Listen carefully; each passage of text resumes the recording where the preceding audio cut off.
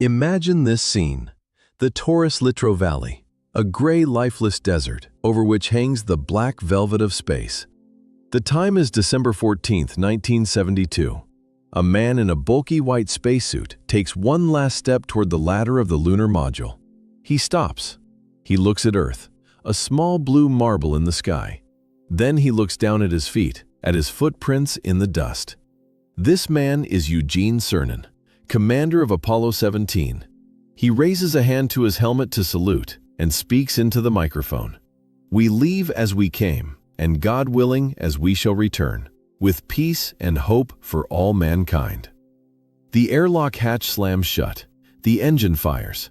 The dust settles. Cernan was sure he was just closing a chapter, that in a couple of years, maybe 5, others would arrive.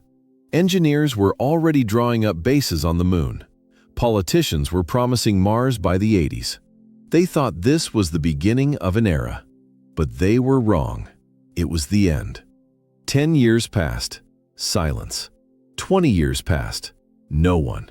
Half a century passed. Eugene Cernan's footprints still lie there, untouched in the vacuum. Not a single human being has gone above Earth orbit since. Not one. And here we are.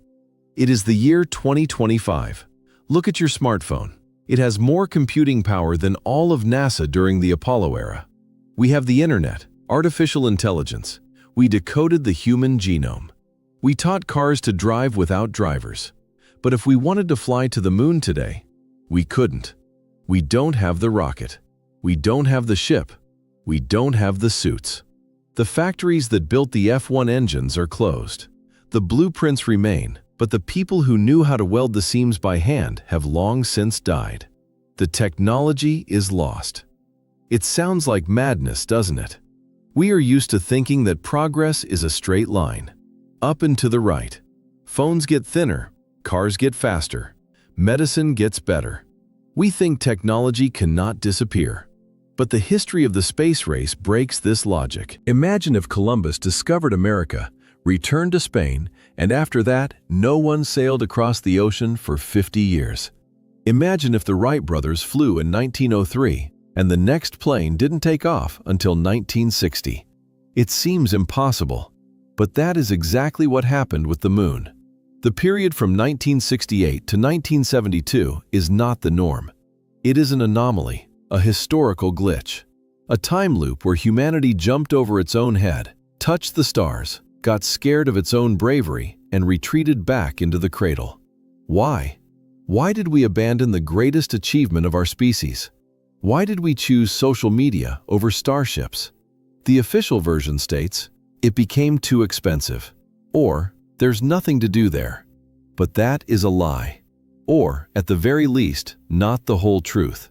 The truth is much more cynical and much scarier.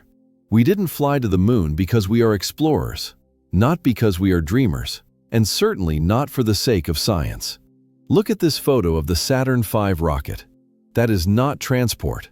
That is a weapon. A giant intercontinental ballistic missile disguised as a science project. To understand why we stopped flying, we first need to honestly answer the question, why did we run there in the first place, headlong, risking thousands of lives? The answer lies not in NASA laboratories. The answer lies in folders stamped top secret that sat on desks in Washington and Moscow. It all started with a single sound, a sound that made the most powerful country in the world tremble with fear. Beep, beep. The sound lasted only 0.3 seconds. Pause. And again, beep. On October 4th, 1957, this simple radio signal destroyed the sense of security of an entire nation. Americans were used to considering themselves invulnerable. They had the strongest economy. They had the atomic bomb. They were protected by 2 vast oceans, the Pacific and the Atlantic. No one could reach America. But on that October evening, millions of people went out into the backyards of their cozy, single-story homes. They looked into the night sky and saw a small moving dot. The Soviet Sputnik 1. For the layman, it was a miracle. But for the generals in the Pentagon, that beep-beep sounded like a funeral march. They understood the simple physics. If the Soviets can throw a metal ball weighing 83 kilograms into orbit over Washington, it means they can replace that ball with a nuclear warhead and drop it right on the White House. The oceans no longer saved them. The sky ceased to be empty. It became a front line. The USA panicked. That is not an exaggeration. Schools began running duck and cover drills, hiding under desks during a flash. People built bunkers in their backyards. And then the Soviet Union struck a second blow. April 12, 1961. Yuri Gagarin. His smile was on the front pages of newspapers around the world. For the USA, it was a humiliation on a cosmic scale. The USSR, a country that lay in ruins 15 years prior after World War II, was now dictating the future of humanity. And America looked like an old, clumsy empire. In the Oval Office sat a young president, John Kennedy, and he had problems. Kennedy wasn't a space fan. He was a pragmatist. He didn't care about the stars. He needed political survival. The Bay of Pigs operation in Cuba had just failed. His ratings were dropping. He needed a win, any win. He called his advisors and asked one question: where can we beat them? The answer was grim: nowhere. Satellites? The Russians are already there. Man in space? The Russians are already there. Spacewalk? The Russians are preparing. Orbital station? The Russians have better rockets. There remained only one place, a place so distant and so difficult that even the Soviets didn't yet have the technology to get there: the moon. It was a brilliant bluff. Kennedy decided to flip the chessboard. He chose a goal not because America was ready for it, but precisely because no one was ready for it. It zeroed out the Soviet advantage. The race started from a blank sheet. And so, on September 12, 1962, Kennedy walks out into the Rice University Stadium. The heat, 40,000 people. He speaks words that will go down in history. We choose to go to the moon in this decade, not because they are easy, but because they are hard. The crowd roars with delight. The nation is inspired. But in the shadows of the stands stood people who were not clapping. They were NASA engineers. Robert Gilruth, one of the heads of the space program, listened to this speech and felt his knees buckle. The blood drained from his face. Later, he admitted that in that moment, he wanted to quit. Why? Because Kennedy had just promised the world the impossible. At that moment, NASA had nothing. They didn't have spacesuits for walking on the surface. They didn't know how to dock ships in a vacuum. They didn't know if a human could withstand the radiation. Computers took up entire floors and were weaker than a calculator. The moon's surface? Scientists argued whether it was solid or covered in a layer of dust in which the ship would sink like in a swamp. But the scariest thing, they didn't have an engine. To get to the moon, they needed a rocket the size of a skyscraper. And the USA only had small rockets that exploded on the launch pad in 20% of cases. The president wrote a check that the engineers had to cash. The deadline, less than 9 years. The price of failure, losing the Cold War. They had Congress's money, they had political will, but they lacked the main thing, a way to lift 3,000 tons of metal off the ground. They needed a monster. The monster was called Saturn V. Even today, 60 years later, the numbers of its specs seem made up. Picture the Statue of Liberty, now put it on a pedestal. The Saturn V was 18 meters taller. It was a skyscraper 36 stories high. And this skyscraper had to fly. Fully fueled, the rocket weighed nearly 3,000 tons. That is the weight of a World War II destroyer. To lift such mass off the ground required a force bordering on the divine. This force was provided by 5 F-1 engines on the first stage. The F-1 is not just an engine. It is the crudest, most powerful, and insane machine ever created by man. To this day. Look into the nozzle of this engine, and you will see a cave almost 4 meters wide. An elephant could easily walk in there. Now imagine what happens when this beast wakes up. The turbopump that pumps fuel into the combustion chamber had a power of 55,000 horsepower. Just one pump was more powerful than a nuclear icebreaker. In 1 second, 5 engines burned 13 tons of fuel. Imagine a standard school swimming pool filled with kerosene and liquid oxygen. The F-1 drank that pool to the bottom in 10 seconds.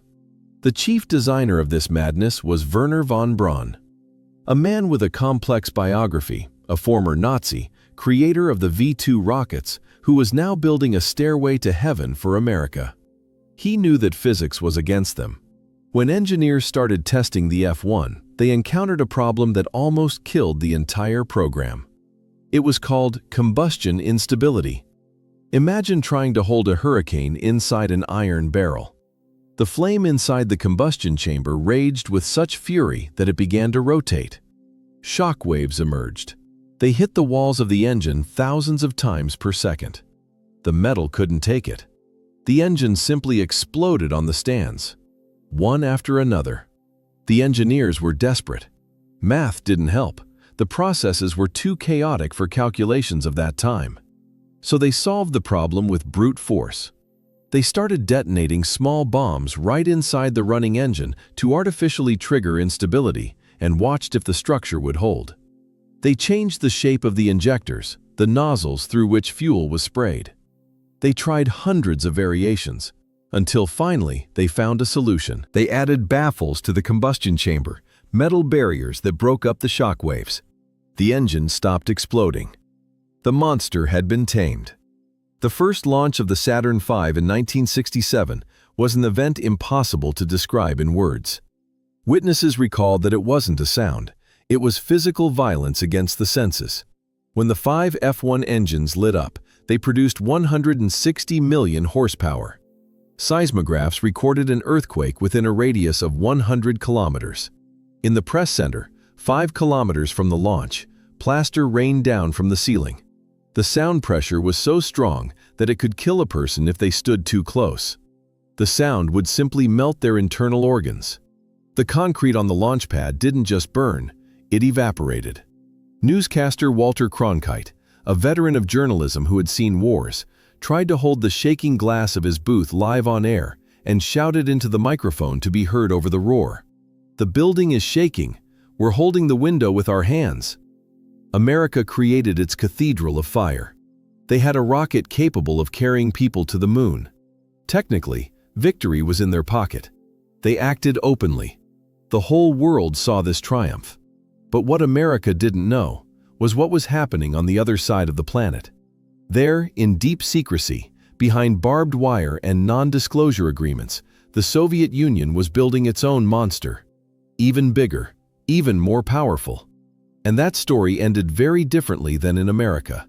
While America was building its Saturn on live TV, the Soviet Union worked in total darkness.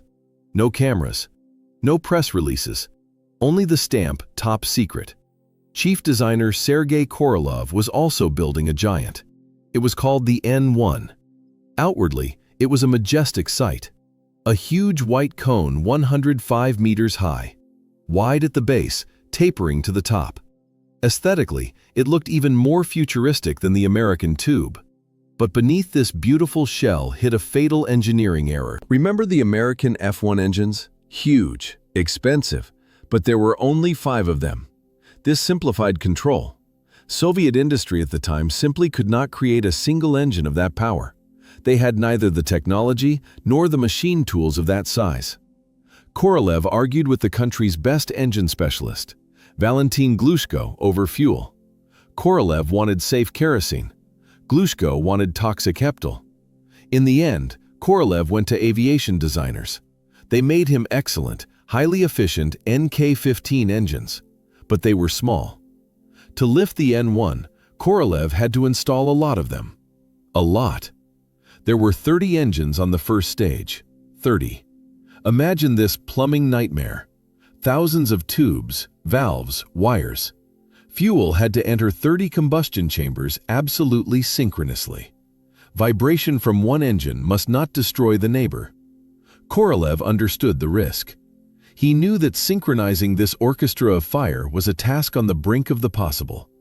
But he had no choice. And, what was worse, he had no money.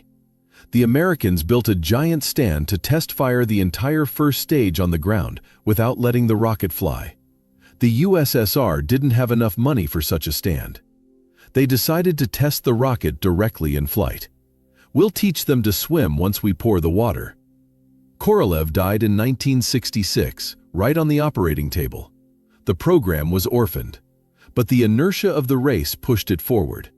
And then came the climax. July 3, 1969. Baikonur.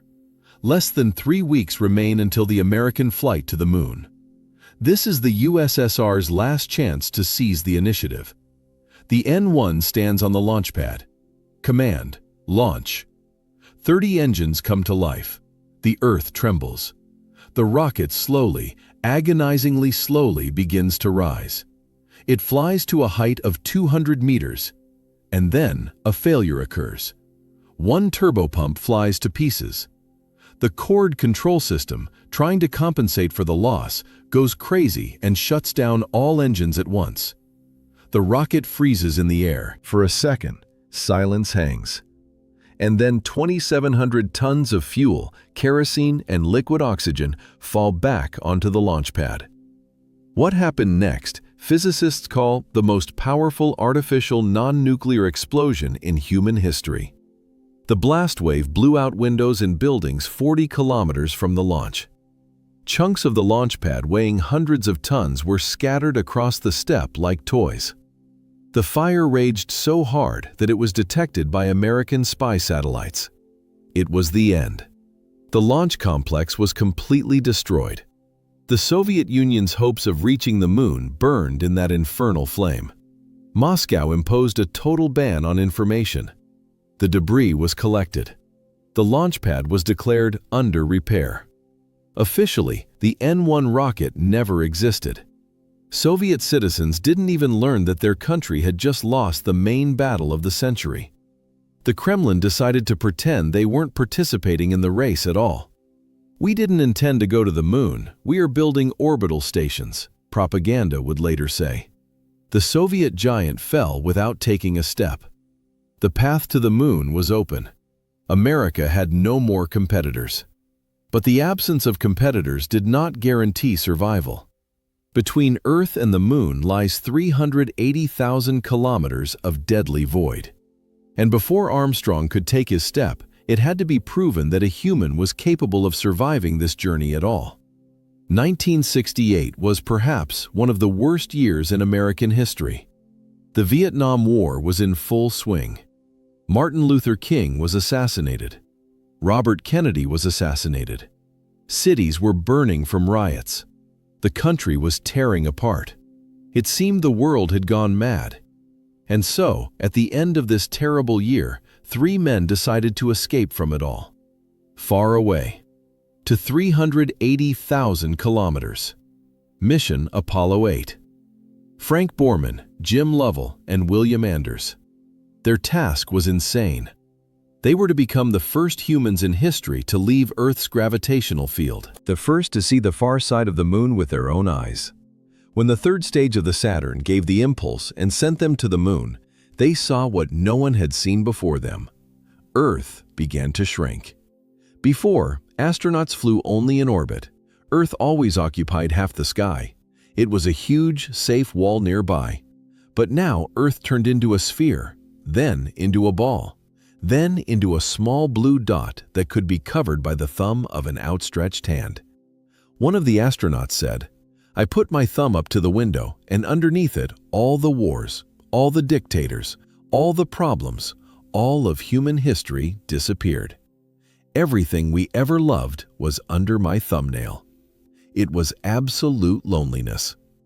After 3 days of flight, they approached the moon. They needed to brake to enter its orbit. To do this, they needed to fire the engine. But the problem was that the braking happened on the far side of the moon, where there is no communication with Earth. The ship went behind the disk of the moon. The radio signal cut off. In mission control in Houston, dead silence fell. No one knew if they were alive or not. If the engine didn't fire, they would fly past and remain in space forever. If it burned too long, they would crash into the surface. 30 minutes of silence. Engineers smoked one cigarette after another. And suddenly, a voice. "Houston, this is Apollo 8. We are in orbit." They flew over a gray, crater-pitted landscape. It was a dead place. No flowers, no wind, only gray dust and black shadows. And then a miracle happened. The ship emerged from behind the moon's horizon, and Earth appeared in the window. Bright, blue, alive. It was rising above the dead lunar horizon. Astronaut Bill Anders grabbed a camera. "Oh my God, look at that picture over there. Hand me that color film, quick." The shutter clicked. Thus was born the photograph Earthrise, the most important photo in the history of ecology. In that moment, humanity saw its home from the outside for the first time. A fragile blue oasis in an endless black void. Christmas arrived. December 24th. 1 billion people on Earth turned on their TVs. The astronauts went on air. They didn't talk about technology. They didn't talk about politics. They began reading the book of Genesis. In the beginning, God created the heaven and the earth. Their voices, passing through thousands of kilometers of space, sounded in the living rooms of Vietnam, Europe, America. Finishing the reading, Borman said, "And from the crew of Apollo 8, we close with good night, good luck, a Merry Christmas, and God bless all of you on the good earth." In that moment, a world torn by wars stood still. For 1 second, humanity felt like a single whole. Later, Borman would say, "We went all this way to explore the moon, and the most important thing is that we discovered the Earth." The mission was a success. They returned as heroes. Time magazine named them Men of the Year, but the main stage was still empty. Orbit represents flight, not landing. To circle around and fly away is one thing, but to go down into that gray dust and try to take off again, that is a completely different level of risk. 6 months remained until the curtain rose, and no one guaranteed that the finale of this play would be a happy one. July 20th, 1969. 2 men are locked in a tin can made of aluminum foil. The walls of the lunar module Eagle were so thin you could punch through them with a screwdriver. Neil Armstrong and Buzz Aldrin are falling to the moon. This is not a figure of speech. Landing on the moon is a controlled fall. They are flying feet first, engine facing down, trying to slow this contraption. Everything was going according to plan, until an altitude of 10 kilometers. An alarm sounded in the headsets. A yellow light on the panel flashed. Armstrong transmits to Earth. 12:02 alarm. What is that? Panic in Houston. No one remembers this code by heart. The module's computer, which was less powerful than your digital watch, was screaming, "I am overloaded, too much data." Imagine you are parking a car on the edge of a cliff, blindfolded, and your GPS freezes. A young engineer in Houston, Steve Bales, had to decide the fate of the mission in 15 seconds. Abort the landing or risk it? He shouted into the mic, "Go! Ignore the error, we are landing." But the computer was the lesser of evils. Armstrong looked out the window and realized the autopilot was guiding them straight into a crater the size of a football field, filled with massive boulders. If they land there, the module will tip over. If the module tips over, they will never take off. They will die there. Armstrong turns off the autopilot. He takes manual control. He starts looking for a flat spot, but maneuvers eat fuel. In Houston, Capcom Charlie Duke looks at the telemetry and goes pale. 60 seconds, he says. That means there is fuel left for 1 minute of flight. If it runs out, the engine dies and they fall like a stone. 30 seconds. Armstrong is silent. His pulse is 150 beats per minute. He is flying just above the surface, kicking up clouds of dust that block the view. He is looking for just one flat patch among the rocks. At that very moment, while the world held its breath, a piece of paper lay in the White House. It was a speech written by speechwriter William Safire for President Nixon. It was titled, "In Event of Moon Disaster." Nixon was to read it live on air if the ascent engine failed and the astronauts remained on the moon alive, but doomed. It contained these words: "Fate has ordained that the men who went to the moon to explore in peace will stay on the moon to rest in peace. These brave men know that there is no hope for their recovery. but they also know that there is hope for mankind in their sacrifice. According to protocol, after this speech, communication with the module was to be cut. A priest was to read the prayer, commending their bodies to the deep, and they would be left there to suffocate or freeze while the whole world looked at the moon, knowing they were still alive.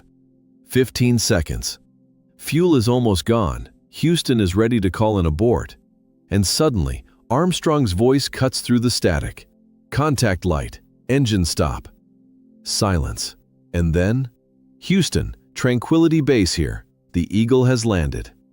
In mission control, people started collapsing into chairs. Someone cried. Charlie Duke exhaled into the microphone. Roger, Tranquility. We copy you on the ground.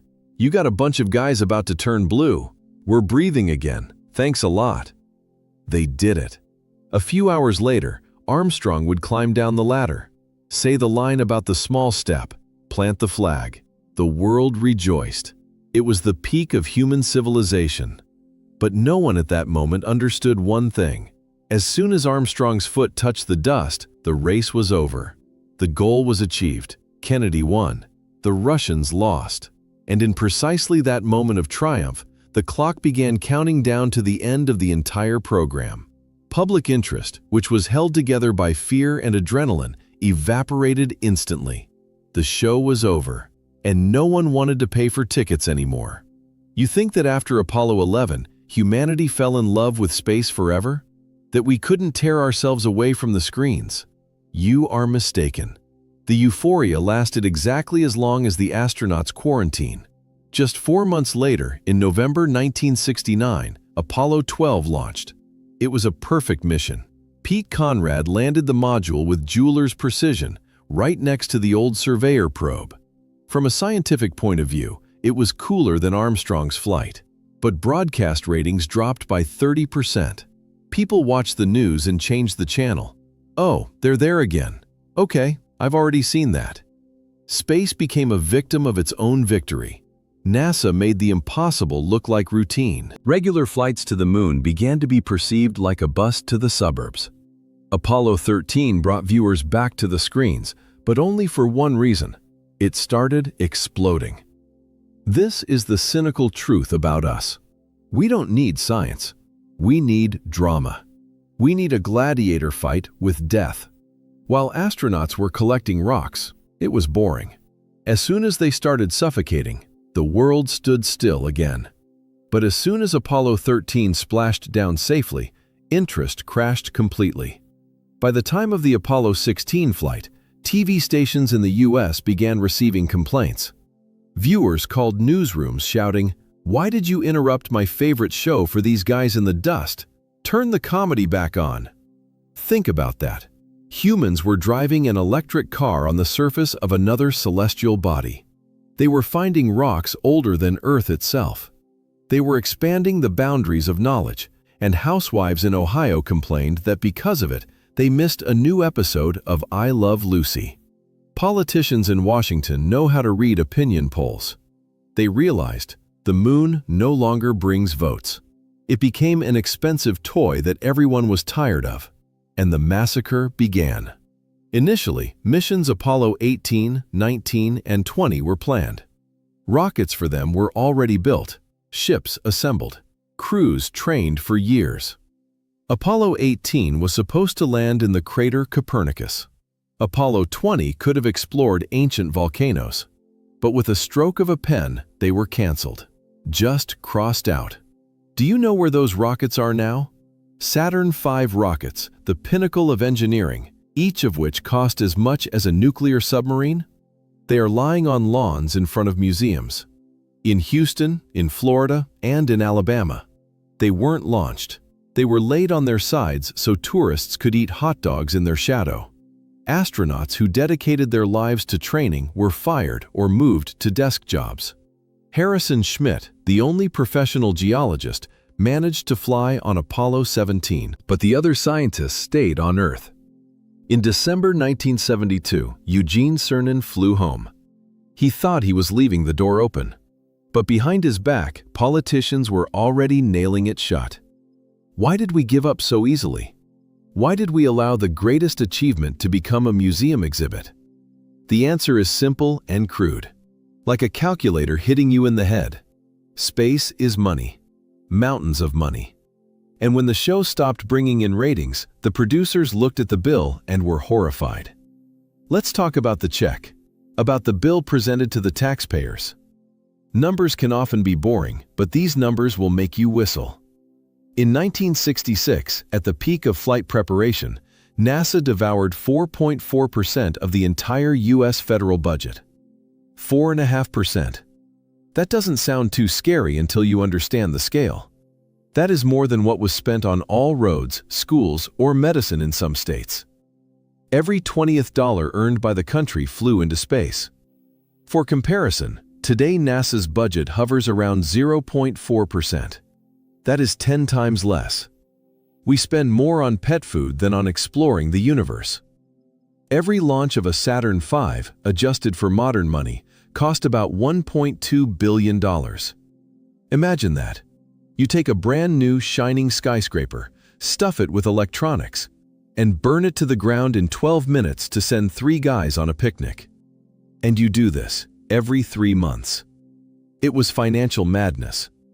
While Kennedy was alive and the moon was a dream, money flowed like a river. But by the early 70s, the situation in America changed. The country was bogged down in Vietnam. The war burned billions of dollars faster than rocket engines. Ghettos grew in cities. People demanded money for social programs, for fighting poverty, for ecology. President Lyndon Johnson tried to build a great society, but he couldn't pay for guns, war, butter, welfare, and rockets. Something had to be sacrificed. Americans started asking uncomfortable questions. Why are we spending billions on rocks from the moon when we have children starving in Harlem? One protesting musician, Gil Scott-Heron, wrote a song that became the anthem of this disappointment. A rat done bit my sister Nell, with Whitey on the moon. Her face and arms began to swell, and Whitey's on the moon. Politicians heard this anger. When Nixon came to power, they brought him NASA's plans for the future. There were bases on the moon by 1975, an expedition to Mars by 1982, nuclear rockets, orbital cities for 50 people. Nixon looked at the price tag, about $100 billion, and simply laughed. He said, "No. No Mars, no bases. Make something cheaper. Something that looks useful for the economy." It was at that moment that the dream of deep space was killed by accounting. Radiation didn't stop us. G-forces didn't stop us. The Congressional Budget Committee stopped us. NASA engineers had their arms twisted. They were told, "You won't get money for disposable rockets anymore. Build something reusable, like a truck, so it can fly every week and carry satellites cheaply." This decision seemed logical, economical, reasonable, but it became a trap we couldn't escape for 40 years. We gave up ships capable of flying to the stars and decided to build a space bus to drive in circles around our house. Thus was born the Space Shuttle. It was the most complex machine ever created by man.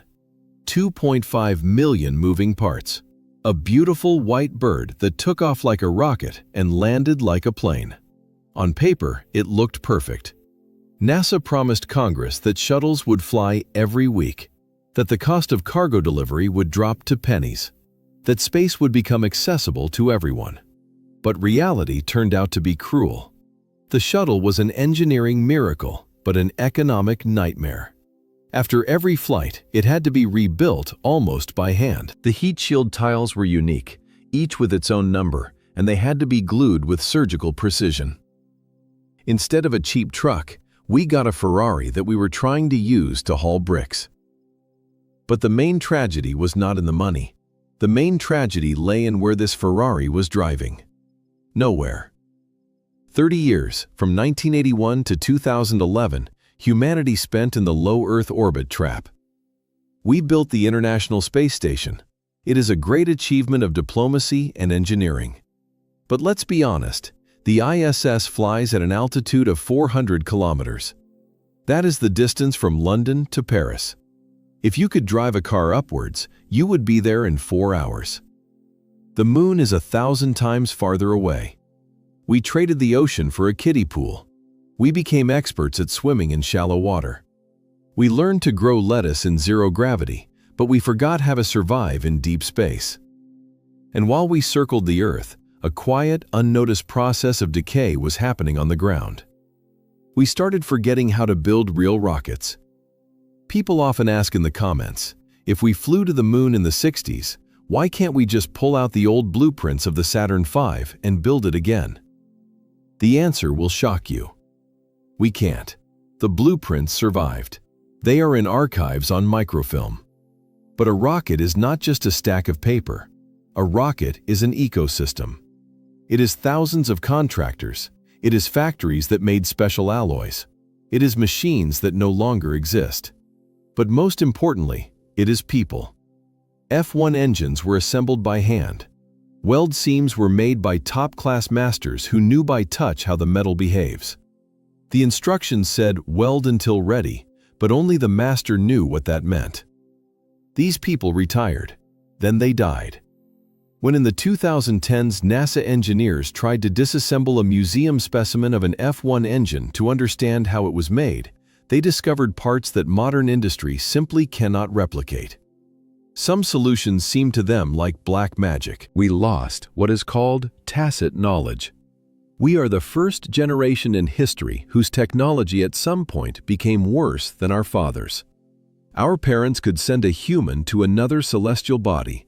We cannot. In 2011, the last shuttle Atlantis landed. The program was closed. The USA was left with absolutely no manned ships. To get to their own station, the ISS, American astronauts had to buy tickets from the Russians on the good old Soyuz. It seemed the door to space had slammed shut. The era of great discoveries was over.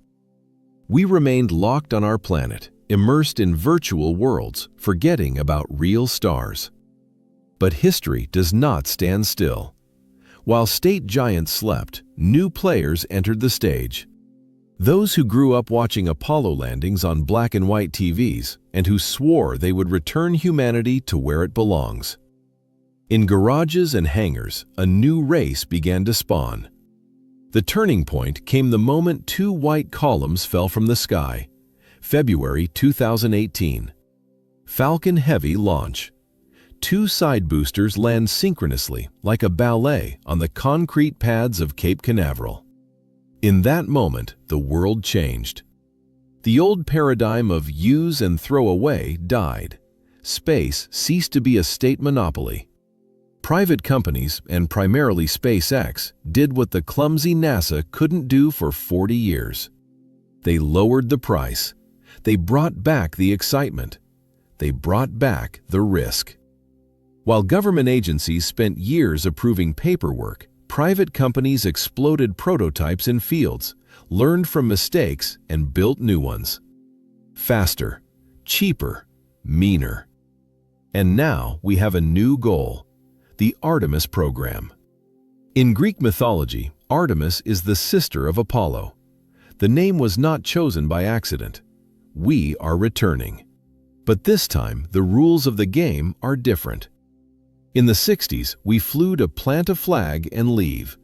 It was a weekend camping trip. Artemis is building a house. We are not flying to the equator where it is easy to land. We are flying to the south pole of the moon, into the eternal darkness of craters where the sun hasn't shone for billions of years. Why there? Because there is a treasure there more expensive than gold. Water. Tons of water ice hidden at the bottom of craters. Water is life for astronauts. Water is oxygen for breathing. But most importantly, water is hydrogen and oxygen. It is rocket fuel. The moon has ceased to be a finish line. It is becoming a gas station, a service station on the way to the stars. And the tool for this will be a new monster. If the Saturn V was a skyscraper, then Starship from SpaceX is a flying city. It is the largest, most powerful, and most insane machine in history. 120 meters of stainless steel. It is twice as powerful as the Saturn. But the main difference is not in size. Imagine if after a flight from New York to London, the airline threw the Boeing 747 into the ocean. Sounds like madness? But that is exactly how all astronautics worked until now. We threw away rockets. Starship is created to land, refuel, and take off again. And again. And again. Like a regular plane. Elon Musk wants to build 1,000 of them. He wants to create a fleet. It sounds like science fiction, but prototypes are already flying. Mechazilla, a giant tower with mechanical arms, is already catching boosters in mid-air. The future isn't coming someday, it's coming this Thursday. But America is not alone on this field. While the USA relies on private companies, another dragon has woken up in the East. China. The Chinese space program works like clockwork. Slowly, methodically, without unnecessary noise. They have already landed a rover on the far side of the moon, something no one else has done. They have their own orbital station, and they officially stated, by 2030, taikonauts will be on the moon. The new space race is already underway. But now it is not a battle of ideologies, communism against capitalism. It is a battle for resources, for strategic heights, for water, for helium-3. Whoever builds a base on the South Pole first will control lunar logistics for centuries to come. We stand on the threshold of a golden age. Technology has returned, money has been found, the will has appeared. But one question remains, the most important one. A question we rarely ask ourselves in the bustle of launches and presentations. Why do we really need this? Not for politics, not for money, not for resources. Why does the biological species Homo sapiens so desperately need to leave its cradle? Why do we need this? Skeptics often say, we have a ton of problems on Earth. Let's cure cancer first, feed the hungry, stop wars, and then we'll look at the stars. That sounds logical, fair. But there is one brutal argument against which there are no objections. Look at the dinosaurs. They reigned on this planet for millions of years, much longer than us. But they didn't have a space program. And when a rock the size of a mountain fell on the Yucatan, their history ended. Earth is a lonely island in a raging ocean of space. We live in a very dangerous neighborhood. Asteroids, supervolcanoes, solar flares. Or us, with our nuclear weapons and biological experiments. Keeping all eggs in one basket is a poor survival strategy. As long as humanity lives on only one planet, we are under threat of extinction. One unfortunate event can erase us, our culture, our music, our memory, forever. The moon race of the 60s was a competition of ambitions. The current race is life insurance. We need the moon not for beautiful views. The moon is our sandbox. It is a training camp. If we learn to live there, 3 days' journey from home, we will learn to live anywhere. We will learn to extract water from stone, build houses from dust, grow food without sun. These technologies will save us not only there, they will help us here on Earth too. Efficient energy, closed recycling loops, medicine. Space always pays back its debts with interest. But the moon is not the final goal. It is a trampoline. The main prize hangs further out, a red dot in the night sky, Mars. That is where we can become a truly interplanetary species. But without the moon, the road to Mars is closed. We cannot jump over the abyss in one leap. We need a bridge. We live in an amazing time. For 50 years we marched in place. Historians of the future will call this time the Great Pause. A time when humanity got scared of its own greatness and hid in its room. But it seems the pause is over. Look at the moon tonight. Go out onto the balcony, find that white disk. For more than half a century, it was a museum, a mausoleum of unfulfilled hopes, a graveyard of expensive hardware, and a repository of the quiet footprints of 12 men. Soon, this silence will be broken. Engines are already roaring on test stands. Computers are calculating trajectories. A new generation of engineers who grew up on their grandfather's stories is already tightening the bolts. Eugene Cernan's footprints in the Taurus-Littrow Valley have lain in solitude for too long. Soon, new ones will appear next to them. And this time, we won't take our foot off the gas pedal. We won't fly back. We will stay. Because, as Konstantin Tsiolkovsky said, Earth is the cradle of humanity, but one cannot live in a cradle forever. It is time to stand up. It is time to take the first step. Again.